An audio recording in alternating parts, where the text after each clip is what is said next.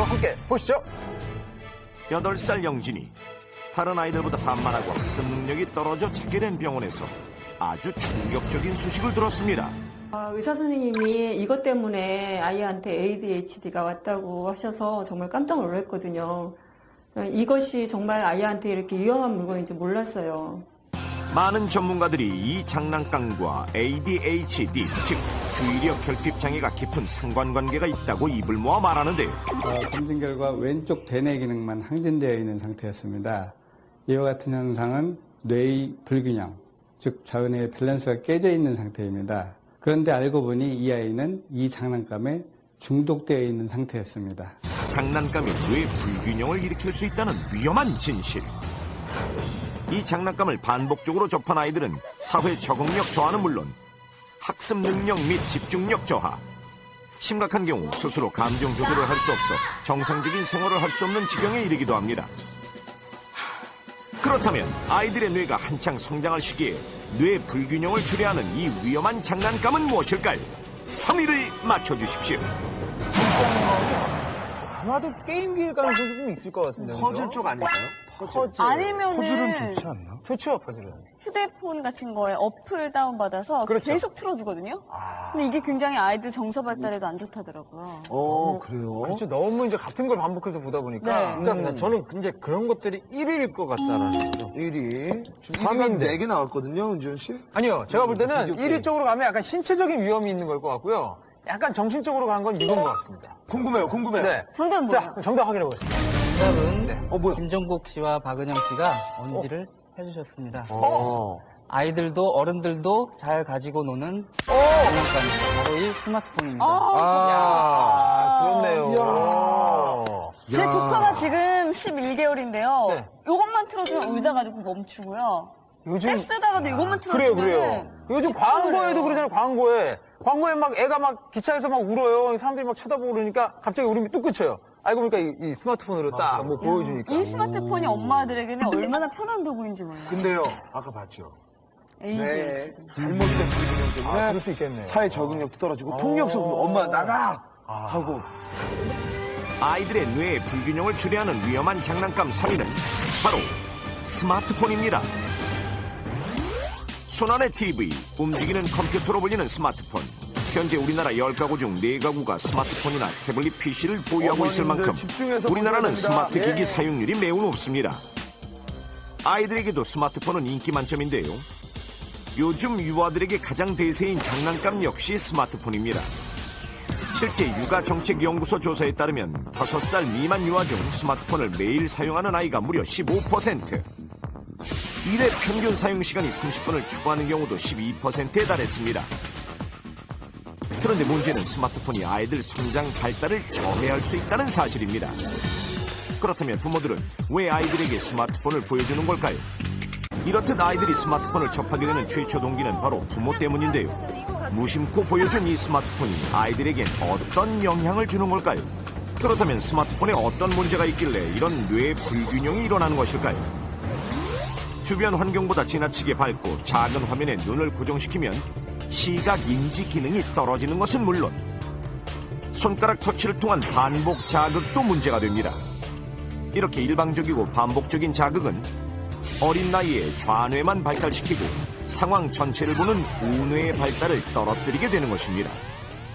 이렇게 좌우 뇌의 균형이 깨지면 자율신경계의 조절 능력이 떨어져 교감신경을 흥분시키게 되고 이로 인해 아이들이 불안, 초조, 불면, 주의력 결핍 등이 생길 수 있는 것입니다.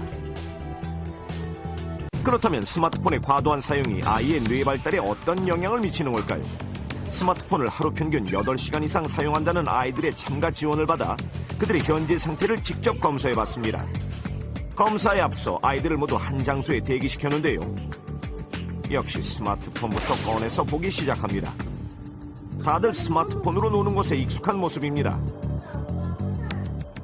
세 아이의 부모들은 스마트폰에 대해 어떻게 생각할까요? 애들이 뭐 책만 읽는다고 해서 하루 종일 책 읽는 아이들이 아니잖아요. 그러니까 이런 걸로라도 자기가 배우고 싶은 것들을 배울 수 있다면 얼마든지 괜찮다고 생각해요.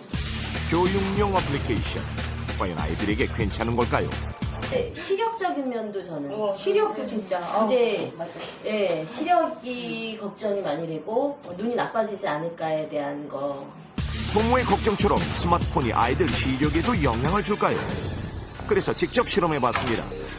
5분간 책을 보게 하고 5분간 스마트폰을 보게 했을 때 눈 깜빡임 횟수에 어떤 차이가 있을지 지켜봤습니다. 먼저 책을 볼 경우 1번, 2번, 3번, 4번, 5번. 이번엔 스마트폰을 볼 경우 1번. 눈을 거의 깜빡이지 않습니다. 5분 동안 책을 봤을 때는 눈 깜빡임 65번, 스마트폰을 봤을 때는 17번, 4배 가까이 차이가 나는데요. 장점이 그래도 많죠. 네. 단점보다. 제가 느끼기에도 많이. 저도 그래요. 엄마들은 끝까지 스마트폰의 단점보다는 장점이 많다고 안심하는데요. 자, 과연 결과도 그럴까요? 먼저 검사에 앞서 아이들의 행동부터 관찰했습니다. 제작진이 자리를 비우며 스마트폰을 사용하지 말라고 당부했는데요. 자유시간을 갖게 된 아이들은 수많은 장난감 중 칼을 가장 먼저 집어듭니다. 이렇게 칼싸움을 하는가 싶더니 5분이 지나자 금세 흥미를 잃고 맙니다. 그리고는 또다시 스마트폰을 찾는데요. 스마트폰을 보기 시작하면 움직임 없이 화면에만 빠져듭니다. 제작진이 다시 돌아와서 스마트폰을 빼앗으려 하자 아이들은 공격적으로 반항합니다. 그렇다면 스마트폰에 중독된 아이의 뇌 상태는 어떨까요? 좌뇌와 우뇌의 균형을 검사하기 위해 뇌파를 측정해봤습니다. 정확한 결과 비교를 위해 스마트폰을 거의 보지 않는 일반 아이의 뇌파도 검사했는데요. 자, 과연 어떤 차이가 있을까요? 결과는 충격적이었습니다. 스마트폰을 거의 보지 않는 일반적인 아이는 좌우가 균등한 데 반해 스마트폰에 중독된 아이는 좌우의 균형이 깨져 있었습니다. 세민이는 그 오른쪽 대뇌 기능이 떨어져 있는 상태라고 볼 수 있는데 좌우뇌 불균형이 생긴 상태입니다. ADHD나 틱으로 전환될 수 있는 거기 때문에 현재 뇌의 불균형이 심하게 깨져 있다고 얘기할 수 있습니다.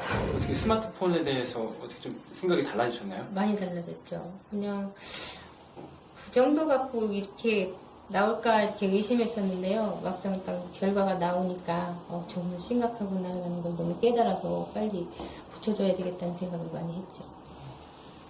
이렇게 우뇌가 제대로 발달하지 못한 제 아이가 그대로 성장한다면 어떤 문제가 생길까요? 먼저 교우관계가 원활하지 못하게 됩니다.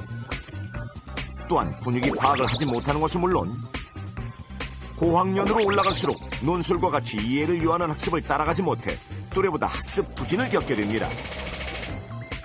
이런 뇌 불균형은 어린 나이에 스마트폰을 접하게 될수록 더욱 심해지기 때문에 유아기 때부터 부모님의 주의가 필요합니다. 그렇다면 스마트폰의 위험에서 우리 아이를 보호하려면 어떻게 해야 할까요? 스페셜 넘버원맨이 알려드립니다. It's number one time. 만 2세 이하의 아이에게는 절대로 스마트폰을 주지 말아야 하며 만 7세 이하의 아동들은 하루 30분 미만으로 사용을 제한해야 합니다. 만약 아이가 스마트폰을 볼 때에는 아이 혼자 내버려 두지 말고 부모가 옆에서 질문을 던지며 대화를 하는 것이 좋습니다. 이미 뇌 불균형이 심해진 아이라면 근육 운동으로 뇌에 자극을 주는 것이 좋은 방법입니다. 아이와 함께 공운동, 등산, 산책, 자전거 타기 등을 하는 것이 도움이 됩니다. 무심코 보여준 스마트폰이 우리 아이에겐 위험한 장난감이 될 수 있다는 사실 꼭 기억하십시오.